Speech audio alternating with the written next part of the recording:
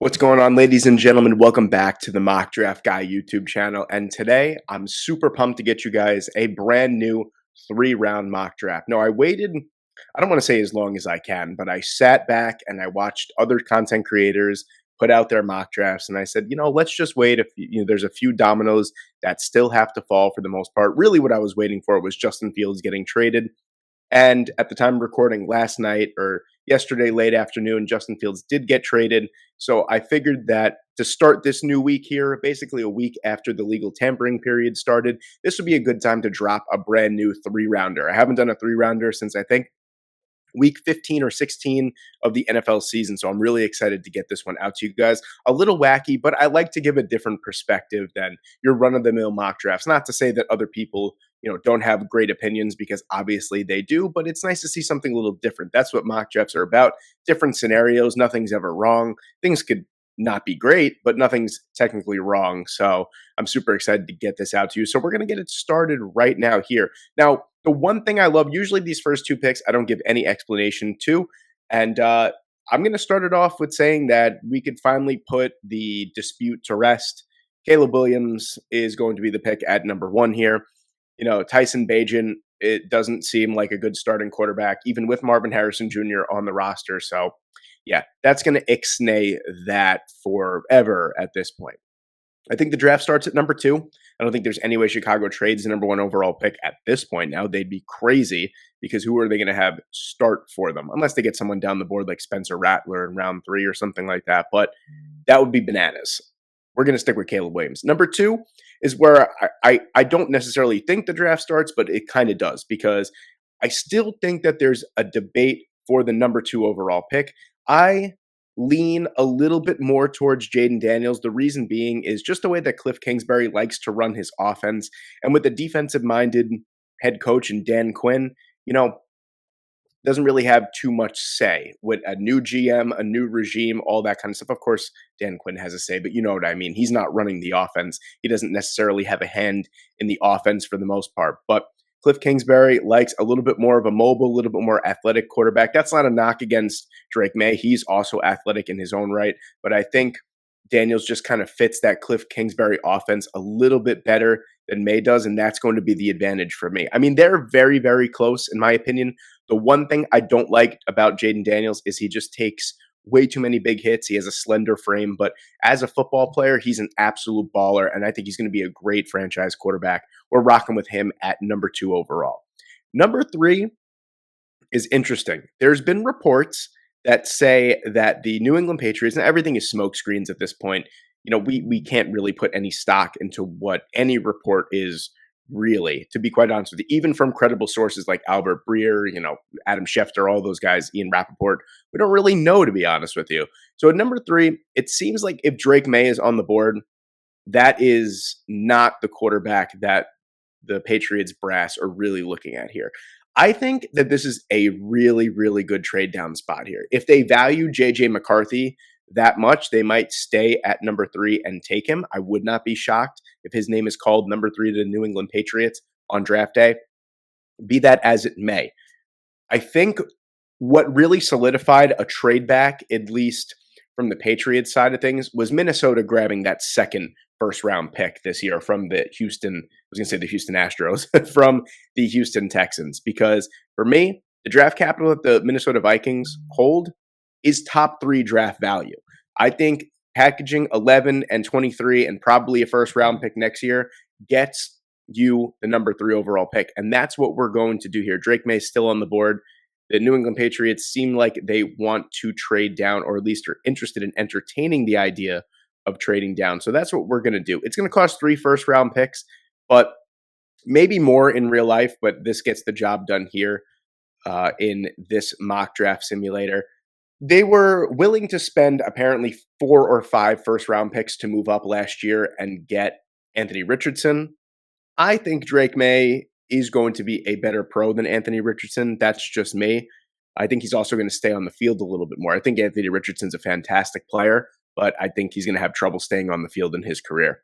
We're going to get Drake May here at number 3. Seems, pretty. This is a roster that can be a good roster for a rookie quarterback. You know what I mean? This is ideal. Great weapons, a decent enough offensive line, two great tackles, two great young tackles.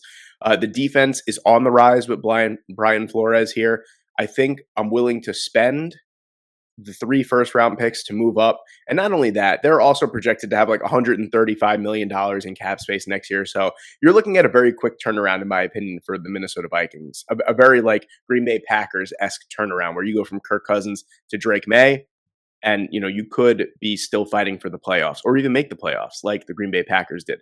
At 4, pretty straightforward. Marvin Harrison Jr. is going to be the pick. If you had any doubt about that, trading Rondell Moore to get Desmond Ridder kind of really sealed it. They have next to no one at wide receiver at this point. I think it's like Greg Dortch and Michael Wilson right now. Marquise Hollywood Brown signed with the Chiefs. So, yeah, this doesn't even need any explanation here. At 5, this is another area where I think there could potentially be a trade down spot. But with 2 amazing wide receivers and Joe Olafashanu, Brock Bowers on the board, I don't think now with the Vikings kind of out of the way for the most part, the only 2 teams that I could see trading up to number 5 to draft a quarterback, to draft JJ McCarthy, would be either the Las Vegas Raiders or the Denver Broncos. So I don't think necessarily the Broncos have enough draft capital to move up. They just have nothing at this point. It's going to be bleak for them. But I don't think LA is really going to entertain, unless it takes like 3 first-round picks and more. I don't think they're going to entertain trading back so a division rival can potentially get a franchise quarterback. Not really interested in that. Sorry. I think that at number 5, we're going to stay and we're going to draft Malik Neighbors. I'll be honest with you. I value Rome Odunze a little bit higher than Malik Neighbors. I just think Neighbors has the higher ceiling at the NFL level, if that makes sense.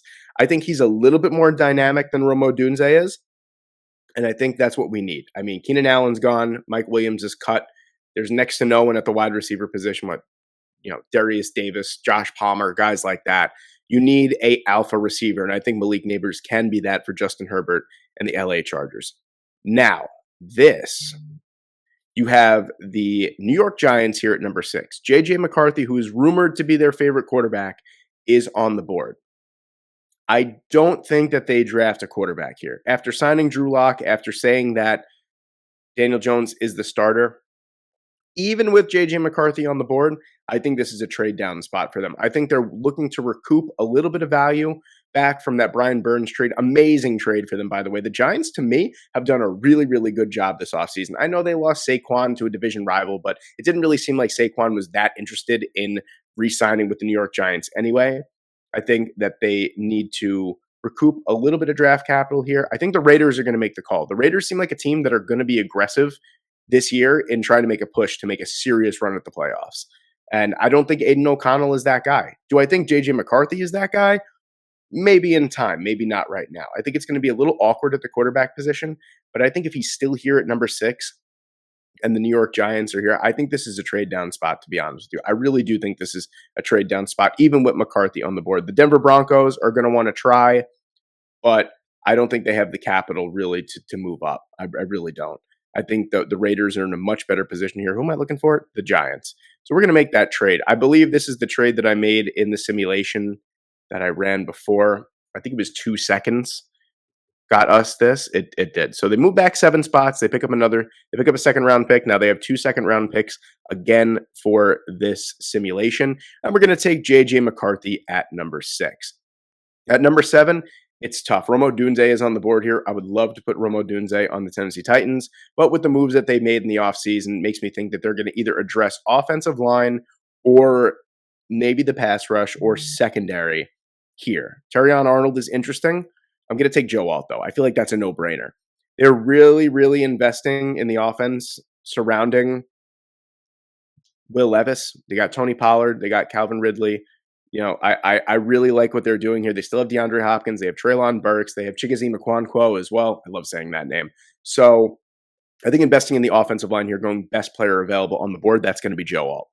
At number 8 for the Atlanta Falcons, I know that we have to upgrade the pass rush. I get it. I do. And Dallas Turner is a great player. For me, it's really close between Dallas Turner, Laiatu Latu, and Jared Verse. It's like one A, B, and C, to be quite honest with you. To me, just for me, I'd put Turner and then I'd put Verse and then Latu after that. That's not the way they have it here, but they're all super close to me. I'm going to upgrade the secondary, though. I really think Terrion Arnold is a sleeper pick to the Atlanta Falcons. A secondary of Terrion Arnold and AJ Terrell, Jesse Bates. I feel like, especially after Jeff Okudah left in free agency, I really think that Atlanta is going to make a serious push for a cornerback here. And I think Terrion Arnold is pretty clear-cut CB1 in this class, and I think it's a really good fit. We can address later on, I don't know if that, 43, 74, 79. We could definitely address edge rushing and the defensive line with either of these next 3 picks, or maybe even 2 out of these 3 picks. So we're going to take Terrion Arnold here at number 8. Number 9 is interesting. The Chicago Bears went from having a lot of draft capital to really not too much, and that's okay because they're having a great offseason. I think that this is a trade down spot for the Chicago Bears. I think it has to be. I think you have to recoup some draft capital here. This is just the draft capital that they have in the 3-round mock, but they only have 4 picks in the entire draft as of right now. It's 1, 9, 75, and 122. I think we're going to trade down here. We're going to acquire more picks. There's a player that I'm really thinking would be a perfect fit, maybe not at number 9. I know Rumo Dunze is on the board, and maybe Keenan Allen is not a long-term option, but I feel more than comfortable with Cole Kmet, DeAndre Swift, DJ Moore, and Keenan Allen. Maybe you pick up a receiver later on in the draft. Tyler Scott is there as well. They drafted last year. Let's not forget about him. I think he's going to develop quite nicely. There's a team here in this awkward area of kind of like this barren wasteland of you could do one thing or the other that I think a team is going to be aggressive in moving up. I think, to be quite honest with you, the Jacksonville Jaguars are going to have serious interest moving up with the Bears if Rome Odunze is on the board. The reason being, listen, I like Christian Kirk. I do. I think he's great. Gabe Davis, a very risky signing. Gabe Davis for $13 million, I think guaranteed a year, and then plus after that, maybe goes to like 15 or 16 million. It's a little risky. He disappears a lot. I'm not going into the season comfortable with those guys as my 2 primary targets. Evan Ingram is awesome, so I'm cool with that. I need to get aggressive. I need to get Trevor Lawrence another weapon. And with Rome Odunze on the board, we're going to make it happen. All right, this trade was painstaking in trying to get accepted. The Chicago Bears drove a hard bargain here. I think this trade engine is a little crazy. I don't think it would have taken this much value to get this done, but for the sake of the video, I'm not really too concerned with 2025 draft capital, so of course I'm going to throw 2025 draft capital in there just to get the deal done for the sake of the video. But so this is what we did. We traded number 17, number 48, and I believe we traded the first 3 picks, and it was 96. So we get a slight trade up here. We get number 9 and number 75 for 17, 48, and 96. I think it's a solid deal. I also had to throw in a 2nd-round pick for next year, but that was a painstakingly long process there. So we're going to take Rome Odunze with the 9th overall pick to the Jacksonville Jaguars. Okay, this is where things get a little facetious, if you will. You have the New York Jets here, who are heartbroken that A, Joe Alt's not on the board, and B, Rome Odunze just slipped away from their grasp. At number 10, here's what I think is going to happen.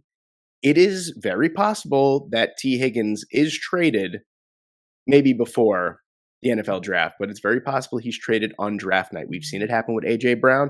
We've seen it happen with Marquise Hollywood Brown. I think that the Bengals are going to look to move him, and the New York Jets are in need of a wide receiver too. Now, I don't think this is going to be a really weird trade. So this is going to be the trade. It's going to be the New York Jets are going to trade. Well, sorry, wrong one first. We have to go with the Bengals first. They have to offer. So the Bengals are going to offer to the Jets. It's going to be number 18.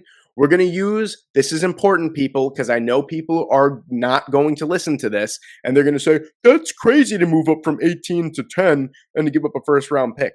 We're not using 2025 draft capital. Since I can't trade players on this website, The first round pick will be T. Higgins. Okay. I can't wait to mark this under all these comments that say, "Get that trade down, makes no sense." So T. Higgins will be the 2025 first round pick. And I think it'll probably be some kind of like pick swap or something here. I don't know. Let's say 135 and 115 will get us what we need here. So 115, 18 T. Higgins, and 115 gets the Cincinnati Bengals 10 and 135. Let's see if that actually works. Okay, so I had to take the pick swap out and I substituted that for pick number 149 going back to the Jets. So the Jets acquire the number 18 overall pick, T. Higgins, and pick number 149 for the 10th overall pick. And with this pick, the Cincinnati Bengals are going to take Brock Bowers. I just feel like this is such a match made in heaven. And you might say that's crazy to trade up for a tight end. And I would agree with you. But this is really a great scenario for the Cincinnati Bengals because you get a weapon X, you get Brock Bowers, but you also don't have to give up that much draft capital to move up to number 10 because you use T. Higgins as a chess piece. So they still have all their draft picks for the most part in this mock draft in the first 3 rounds. I think it's a win. You get an ultimate weapon in Brock Bowers, and you replace T. Higgins with Brock Bowers, essentially. At number 11, you have the New England Patriots here. Now, first of their 2 first-round picks here, 11, 23, 34, and 68 we're working with today. That is awesome. We're going to take Olu Fashanu. Mike Onwenu re-signing was really great. They still need a new left tackle, and I think Olu Fashanu is a fantastic player. At number 12, we're going to make another trade down here. The Denver Broncos are probably going to be desperate looking for a trade down partner here, and there's a team that is on the board that I really think is going to be looking to trade up for an impact player like Dallas Turner. And for me, that's going to be the LA Rams. So I don't remember how this trade initially went through. So bear with me for a second. Okay, so I love a good pick swap, apparently. I feel like that's the way to get these trades done. So what we did was we traded number 19, number 52, and number 83, and we got back picks 12 and 76. So the Denver Broncos acquire a much-needed second-round pick, and they move back slightly in the 3rd round, but still recoup a 3rd-round pick as well. So this is the way that the Denver Broncos picks are looking in this mock draft: 19, 52, and 83. They seem to be at least a little bit more in business now, picking up that 2nd-round pick. We're going to take Dallas Turner here. I think that with Aaron Donald's retirement, I think we're going to try and fortify the pass rush that much more. It was a need to begin with. Now it's a super need. I know it's not the same position. Dallas Turner's an edge rusher. Aaron Donald was interior defensive line.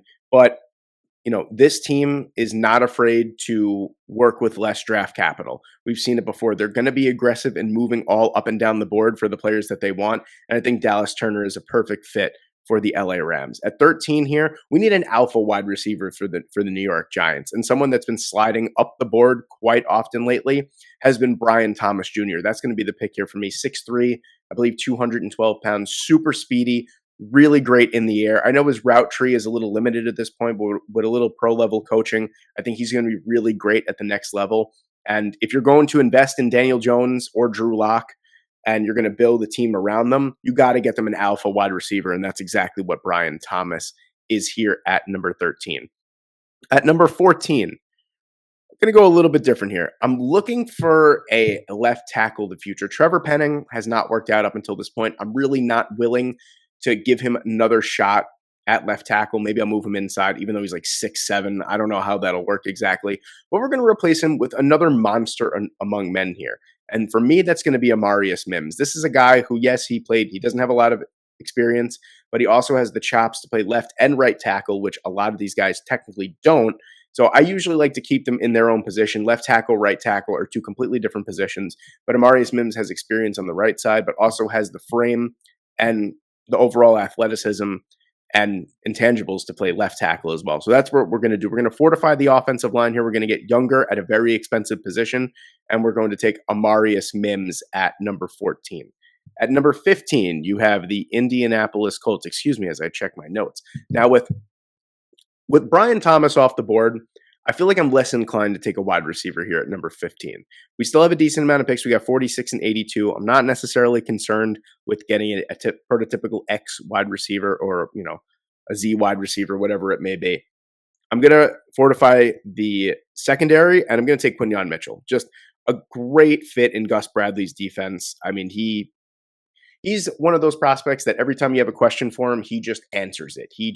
His play and his performances in the Senior Bowl and the NFL Combine, he's answered all the questions we have. Dude is a certified baller. Say what you want about the competition that he faced. You can't teach instincts. You can't teach intangibles. You can't teach ball skills. That's exactly what he has, and that's going to be the pick here at number 15. At number 16, you have the Seattle Seahawks. Now, the easy pick would be Jackson Powers Johnson.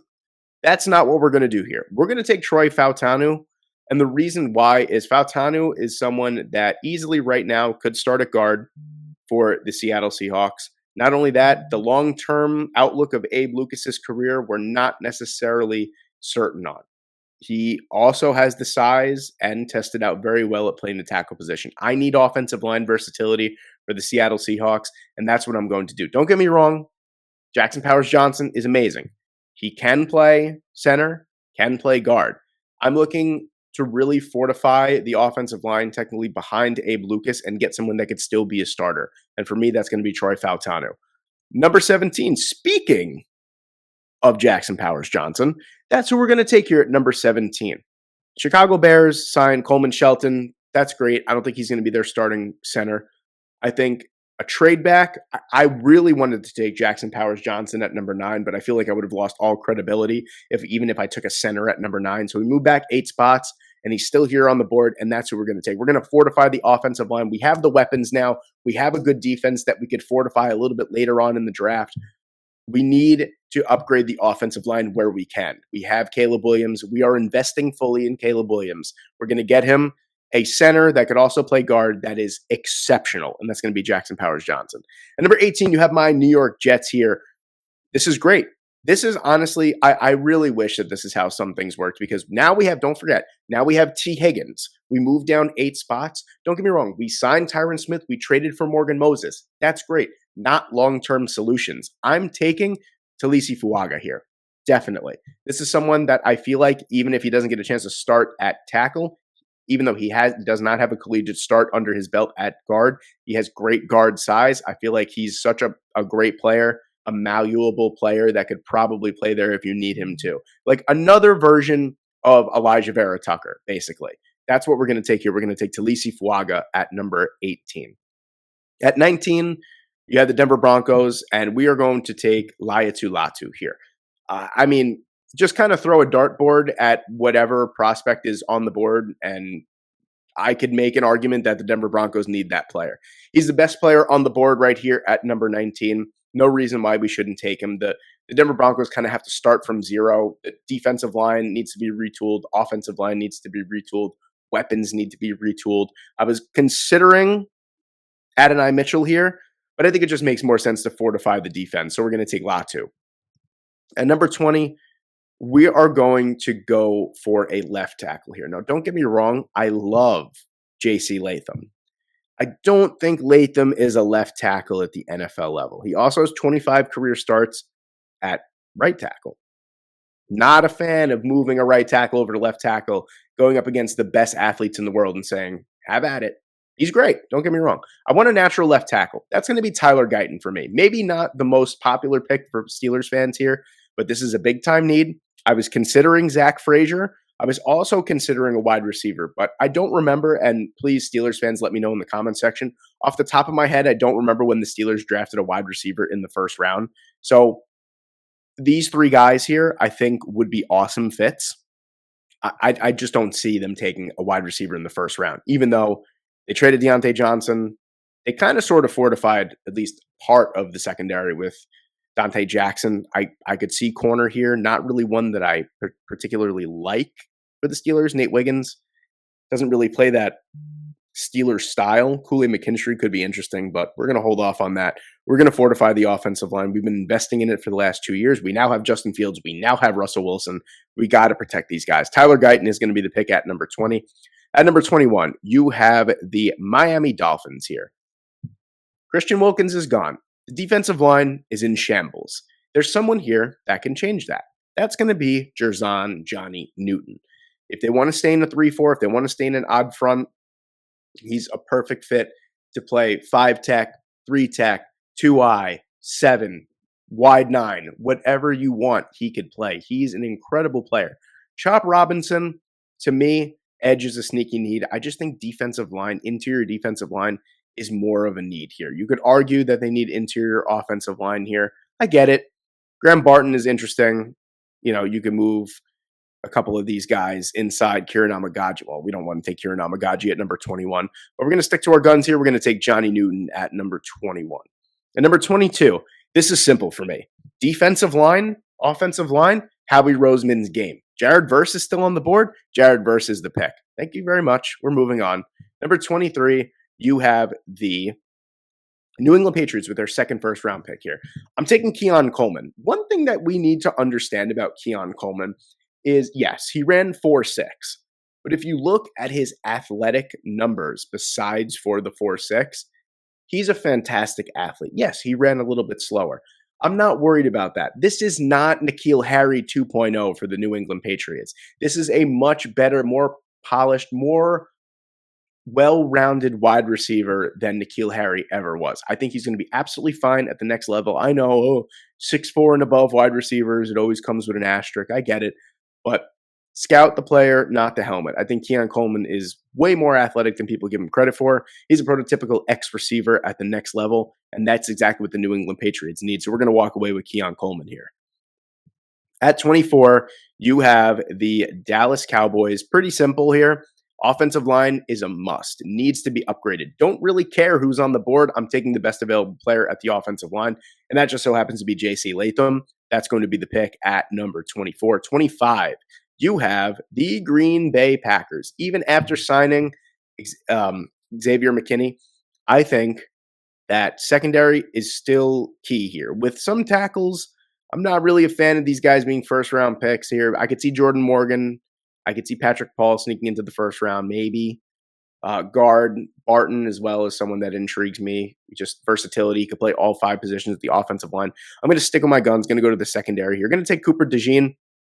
Just makes a lot of sense. A pick that I've been making a lot recently. I think they still need to fortify the secondary. He's someone that could play in the nickel. He could play on the boundary. He could play either safety position. He's a Swiss Army knife, a Chuck Clark type of player is what the way I like to describe him. Someone you could just kind of put anywhere in the defense and he's going to make a play. DeJean is going to be the pick at 25. At 26, you have the Tampa Bay Buccaneers. Got to go edge here. Chop Robinson's on the board. That's exactly who we're taking. And it's really funny because I just did the Tampa Bay Buccaneers mock draft a few days ago, and I didn't take an edge rusher until like pick 200 or something like that. But Chop Robinson's still on the board. A lot of Bucs fans did make a lot of good points. You look at their stats, you look at the players that they have, you think, wow, that's an impressive group of edge rushers. Why do they want an edge rusher so bad? You dive deeper into the numbers, you realize that they need to blitz like 90% of the time to get those numbers. So we're going to take Chop Robinson here. Just an uber athlete. Fantastic player. This is tough because that would be a perfect spot for the Arizona Cardinals here, but Chop Robinson is going to the Tampa Bay Buccaneers. At number 27 here, I'm going to fortify the defensive line here for the Arizona Cardinals. Byron Murphy is still on the board. We just got Marvin Harrison Jr. Secondary is needed here. I could see either safety or cornerback being the pick. Interior offensive line is something that we need to look at as well, but I think Byron Murphy is the best pick for the Arizona Cardinals here. Just an absolute game wrecker in the inside here, and I think we need to upgrade the interior of the defensive line. So Byron Murphy's the pick at 27. Adonai Mitchell's on the board at number 28. It's super intriguing to me. I just think that the way that the Bills value their secondary and value safeties, we know that Tyler Nubin will not be around. Pick 60. Not going to happen. I think we make a move for him now. I know it's going to be unpopular. The wide receiving group isn't great right now. Even after adding Curtis Samuel, I'm not necessarily so focused on that. The defensive line, Darius Robinson was probably, I wasn't even really considering Adonai Mitchell that much. My second pick for this would have probably been Darius Robinson. So we're going to take Tyler Nubin here. Jordan Poyer is gone. I think Micah Hyde's gone. I'm not entirely sure off the top of my head. I don't remember.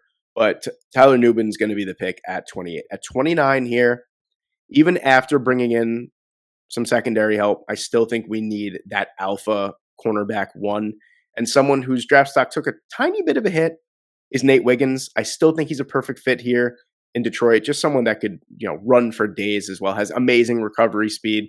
He's going to be someone that's, very highly coveted at the next level due to his speed and his overall ability to cover. His play strength is going to come into question, but I think defensive coordinators can work around that. So Nate Wiggins is the pick at 29. At 30, this is where we're taking Adonai Mitchell. I think that losing Odell and then picking up Adonai Mitchell is fantastic. You have Zay Flowers, Adonai Mitchell, Rashad Bateman as well. I think they re-signed Nelson Aguilar, so a nice wide receiver for there. Adonai Mitchell can be that alpha X receiver that they need on the outside. Hopefully they get some sort of consistency from Rashad Bateman as a wide receiver 2 or 3. I still think Zay Flowers is the top option in this offense outside of Mark Andrews, but adding someone, you could argue offensive line would be a good spot here as well. But like I said, kind of with the Green Bay Packers, I'm not loving the rest of the guys that are available in the first round here. So I'm going to take Adonai Mitchell and really give Lamar another weapon. Just won the MVP after they drafted Zay Flowers. I don't think the two have a correlation, but I'm going to rock with it. So Adonai Mitchell's the pick at 30. At 31, weird move here. But with the wide receivers that are on the board, I think KC is really licking their chops because they know that San Fran's not going to take a wide receiver. The Carolina Panthers also probably know that San Francisco is not going to take a wide receiver, but KC's looking. I think we make a slight trade up here. That's what I'm going to do. I'm going to trade up to leapfrog the Kansas City Chiefs. So I make sure I get a explosive talent at the wide receiver position. And that is going to be, let's see, we're going to take 33. We want 31. We're going to add 101. I feel like that's fair. You probably could get away with 141. Let's see if that works. Maybe it probably won't.